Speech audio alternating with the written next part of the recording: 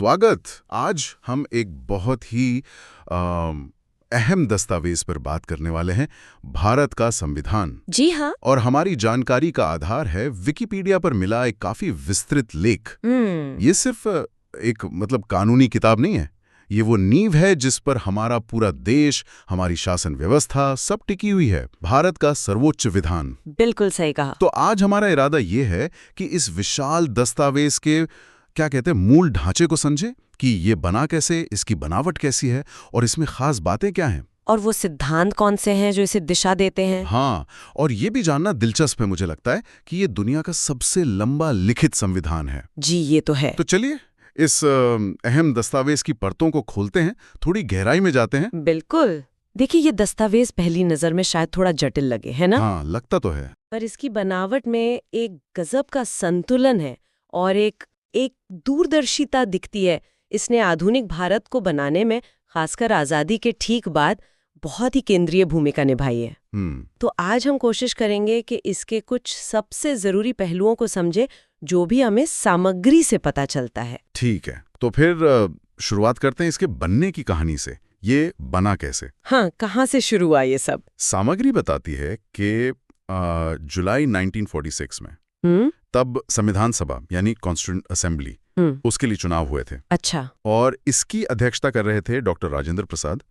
और एक और नाम जो बहुत अहम है, प्रारूप समिति मतलब ड्राफ्टिंग कमेटी, उसके अध्यक्ष थे डॉक्टर B.R. अम्बेडकर जी, जिनका जिक्र तो संविधान के मुख्य निर्माता के तौर पर होता ही है। हाँ, और इसे बनाने में जो वक्त लगा वो भी काफी ज्यादा है। कितना? स्रोत के अनुसार पूरे 2 साल 11 महीने और 18 दिन। अरे बाप रे, यानी लगभग 3 साल। हाँ, ये दिखाता है कि कितना सोच विचार, कितनी मेहनत लगी होगी इसमें। यकीनन। इसे अपनाया गया 26 नवंबर 1949 को, और इसी दिन को हम अब संविधान दिवस के रूप में मनाते हैं। हाँ, मनाते हैं। और फिर 26 जनवरी 1950 को ये पूरी तरह लागू हुआ, जिसे हम सब गणतंत्र दिवस के तौर पर जानते हैं। जी हाँ, और ये जानना भी दिलचस्प है, जैसा स्रोत बताता है, कि इसका एक बड़ा आधार, एक तरह से ढांचा, भारत सरकार अधिनियम 1935 था। अच्छा। हाँ, उससे करीब करीब 250 अनुच्छेद लिए गए थे। तो ये एक तरह से वो नींव का पत्थर था जिस पर ये नई इमारत खड़ी की गई। काफी बड़ा हिस्सा है नहीं था। और ये याद रखना भी बहुत जरूरी है कि ये सारा काम कब हो रहा था, भारत के बंटवारे की भयानक त्रासदी के साये में। हाँ, वो तो बहुत मुश्किल दौर था। बिल्कुल। आजादी तो मिली, पर देश का विभाजन भी हुआ, और इसका असर संविधान सभा पर भी पड़ा। बंटवारे के बाद जो भारतीय संविधान सभा बची, उसमें सदस्यों की संख्या घटकर 299 रह गई थी। अच्छा। और जैसा कि सामग्री में लिखा है, इन सदस्यों ने कुल 114 दिन तक सिर्फ संविधान के मसौदे पर बहस की, गहन बहस। 114 दिन? हाँ, तो ये सिर्फ कोई तकनीकी काम नहीं था कि बस कानून बना दिया। ये असल में एक बिखरे हुए, सद्या आजाद हुए राष्ट्र के लिए उसके साझा मूल्य क्या होंगे, उम्मीदें क्या होंगी, शासन कैसे चलेगा, ये सब तय करने का एक बहुत बड़ा ऐतिहासिक प्रयास था। सही बात है। विभाजन के जख्म ताज़ा थे, और ऐसे में एक एकजुट स्थिर राष्ट्र की कल्पना करना ही अपने आप में बहुत बड़ी चुनौती थी। बिल्कुल। अच्छा, अब जरा इसकी बनावट पर आते हैं। स्ट्रक्चर क्या है इसका? हाँ। सामग्री के हिसाब से जब संविधान लागू हुआ तब इसमें 395 अनुच्छेद थे और 22 भाग थे और 8 अनुसूचियां थीं। लेकिन आज की क्या स्थिति है? अब इसमें लगभग 470 अनुच्छेद हैं, 25 भाग हैं और 12 अनुसूचियां हैं। जी। काफी विस्तार हुआ है समय के साथ। हाँ, और ये विस्तार ही दिखाता है कि ये एक जीवित दस्तावेज है, स्थिर नहीं है। इसकी मुख्य संरचना को देखें तो सबसे पहले आती है उद्देशिका यानी प्रीएम्बल, प्रस्तावना जिसे कहते हैं। हाँ, प्रस्तावना। फिर आते हैं भाग, पार्ट्स, जिनके अंदर होते हैं अनुच्छेद, आर्टिकल्स, और आखिर में होती हैं अनुसूचियां, शेड्यूल्स, जिनमें अक्सर किसी अनुच्छेद से जुड़ी एक्स्ट्रा जानकारी या लिस्ट वगैरह होती है। ठीक है। और उद्देशिका, जैसा आपने कहा, प्रस्तावना, उसको तो संविधान की आत्मा या उसका परिचय पत्र कह सकते हैं। ये वो दर्शन है, वो मूल सोच है जिस पर पूरा संवैधानिक ढांचा खड़ा है। और उद्देशिका की शुरुआत ही बहुत दमदार है, हम भारत के लोग। बिल्कुल। जैसा कि स्रोत में बताया भी गया है, ये शब्द बहुत मायने रखते हैं। ये साफ करते हैं कि संविधान की असली शक्ति भारत की जनता में है, किसी राजा में या बाहरी ताकत में नहीं। सही। और ये भारत को कैसा देश बनाने का संकल्प लेता है? संप्रभुता संपन्न, समाजवादी, पंथनिरपेक्ष, लोकतांत्रिक, गणराज्य। जी। और सामग्री ये भी बताती है कि समाजवादी और पंथनिरपेक्ष शब्द ये शुरू में नहीं थे प्रस्तावना में। अच्छा। हाँ, इन्हें बाद में जोड़ा गया 42वें संशोधन से 1976 में। ये बदलाव क्यों जरूरी समझा गया होगा उस समय? देखिए, स्रोत सीधे तौर पर उस वक्त की राजनीतिक बहस का ब्यौरा तो नहीं देता, लेकिन 1976 का जो 42वां संशोधन था वो अपने आप में एक बड़े बदलाव का दौर था। समाजवादी शब्द जोड़ने का मकसद शायद ये रहा हो कि सरकार की सामाजिक और आर्थिक बराबरी लाने की जो प्रतिबद्धता थी उसे और पुख्ता किया जाए, जो पहले नीति निदेशक तत्वों में थी शायद। हाँ बिल्कुल, उसे प्रस्तावना में ही ले आए। और पंथनिरपेक्ष शब्द जोड़ने का उद्देश्य राज्य के चरित्र को और ज्यादा स्पष्ट करना था कि भाई भारत का अपना कोई राजकीय धर्म नहीं होगा और सभी धर्मों को बराबर सम्मान मिलेगा, राज्य तटस्थ रहेगा। और ये शब्द भारतीय संदर्भ में खास मायने रखते हैं। संप्रभु मतलब भारत अपने अंदरूनी और बाहरी मामलों में पूरी तरह आजाद है, किसी के अधीन नहीं। समाजवादी, यहाँ इसका मतलब पश्चिमी परिभाषा से थोड़ा अलग है, ज्यादा जोर सामाजिक आर्थिक न्याय और अवसरों की समानता पर है, जिसके लिए मिश्रित अर्थव्यवस्था का मॉडल अपनाया गया। ठीक है। पंथनिरपेक्ष मतलब राज्य धर्म से अलग रहेगा और सभी धर्मों को समान संरक्षण देगा। लोकतांत्रिक यानी जनता का राज, वोट डालने का अधिकार, चुनी हुई सरकार। और गणराज्य मतलब देश का जो सर्वोच्च पद है राष्ट्रपति का, वो खानदानी नहीं होगा बल्कि चुना हुआ होगा।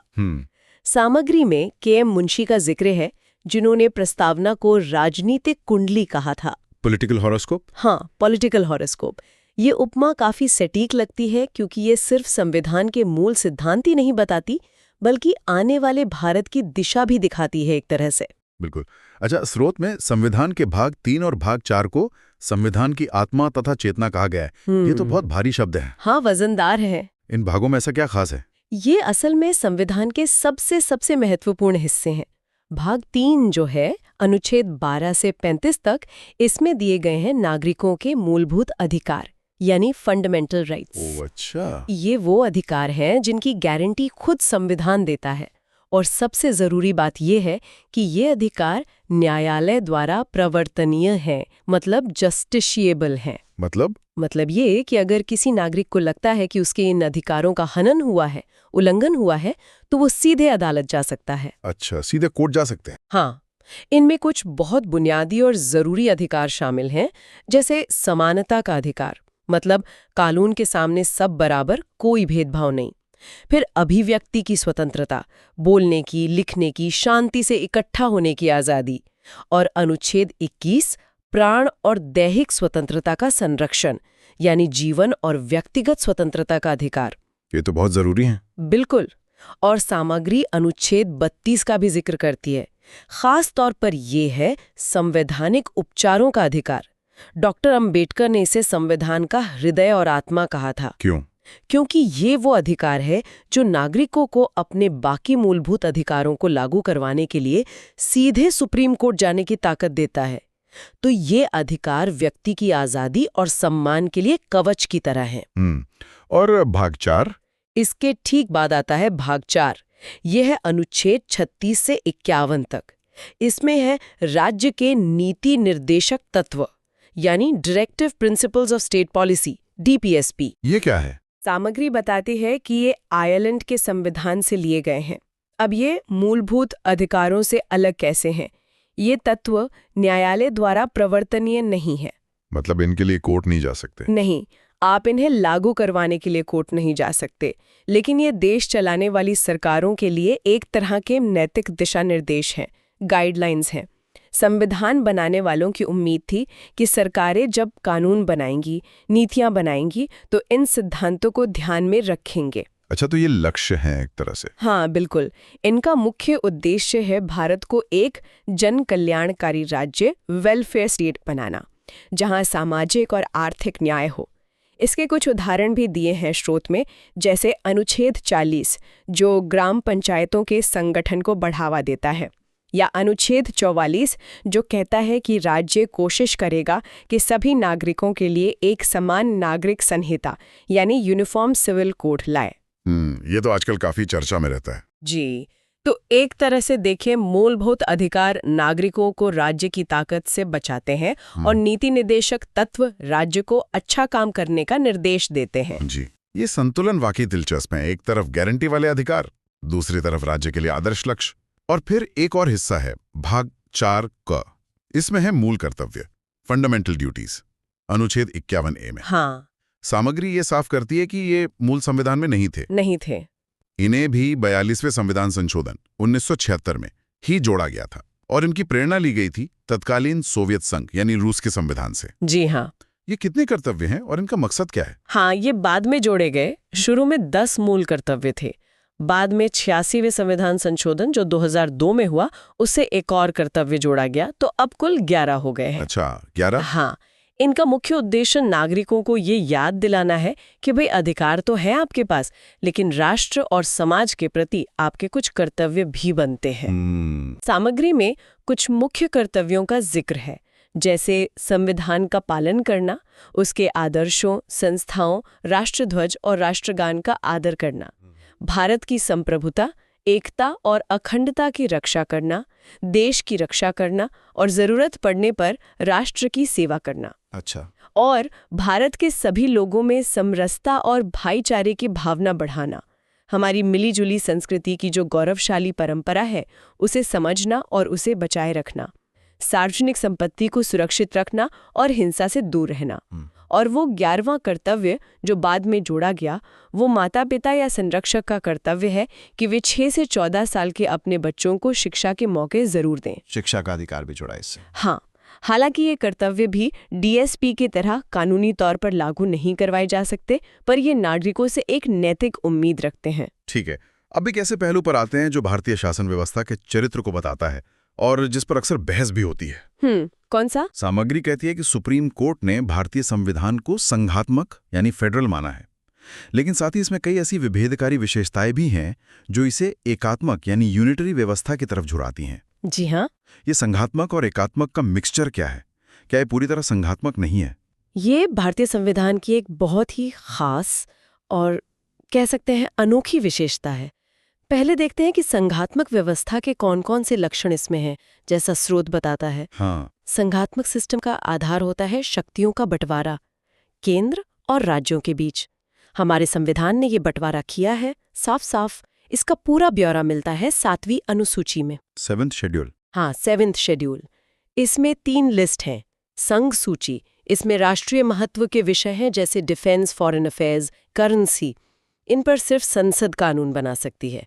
फिर है राज्य सूची, इसमें स्थानीय महत्व के विषय हैं जैसे पुलिस, खेती, स्वास्थ्य। इन पर आमतौर पर राज्य की विधानसभाएं कानून बनाती हैं।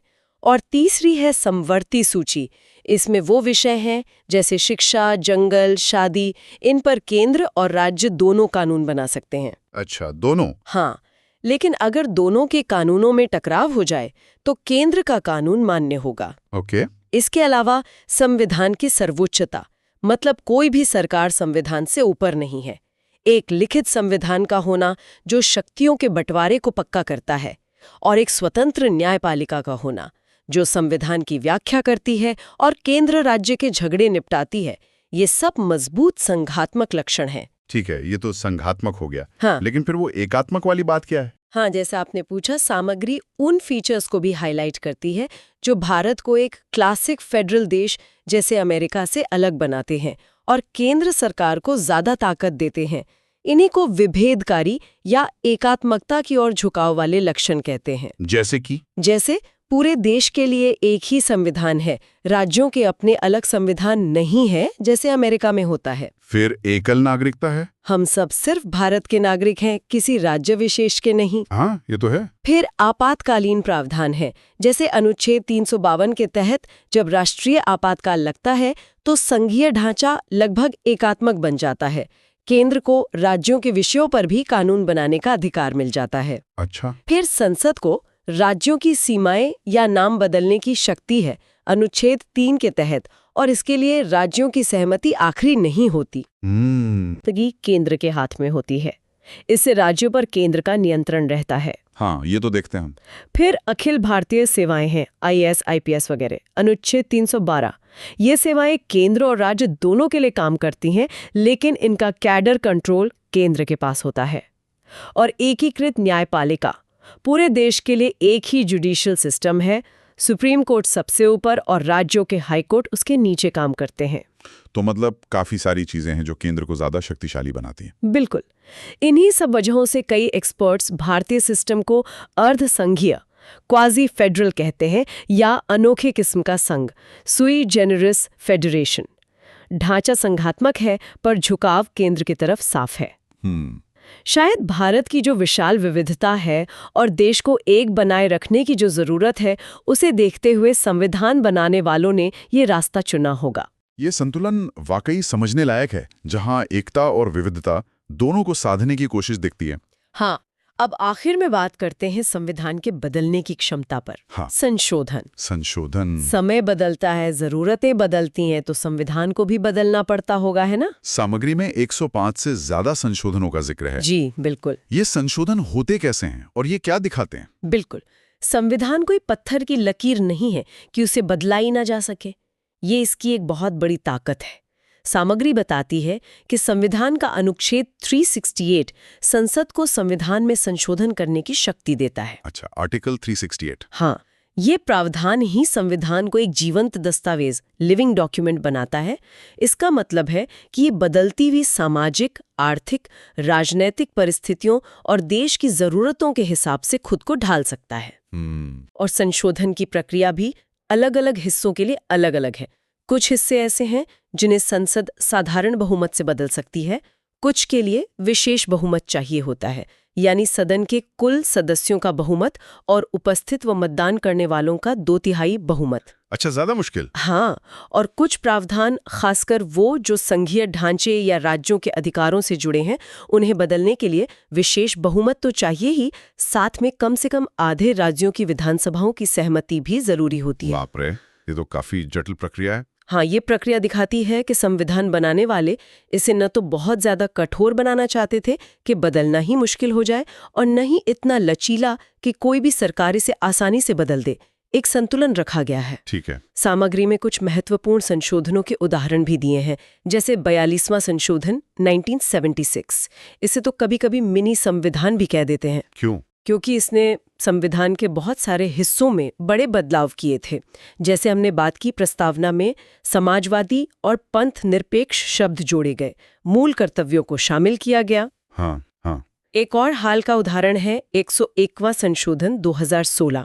इसके जरिए वस्तु एवं सेवा कर यानी GST लागू किया गया। हाँ, GST। इसने देश के पूरे इनडायरेक्ट टैक्स सिस्टम को बदल दिया।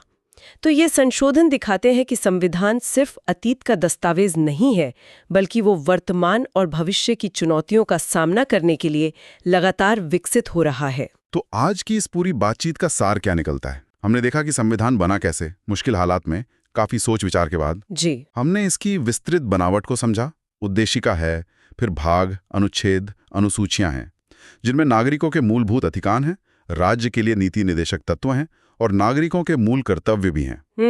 हमने इसके अनोखे संघीय स्वरूप को भी देखा, जिसमें संघात्मक और एकात्मक दोनों तरह की बातें हैं, और केंद्र ज्यादा शक्तिशाली लगता है। हाँ, वो झुकाव दिखता है। और आखिर में हमने ये समझा कि कैसी संशोधनों के जरिए ये संविधान एक जीवित दस्तावेज बना रहता है, जो समय के साथ कदम मिला सकता है। बिल्कुल। निष्कर्ष यही निकलता है कि भारत का संविधान सिर्फ कानूनों का एक गट्ठर या सरकार चलाने की रूल बुक नहीं है। ये एक राष्ट्र का दर्शन है, उसकी सामूहिक इच्छाओं का आईना है और उसके भविष्य के लिए एक मार्गदर्शक है।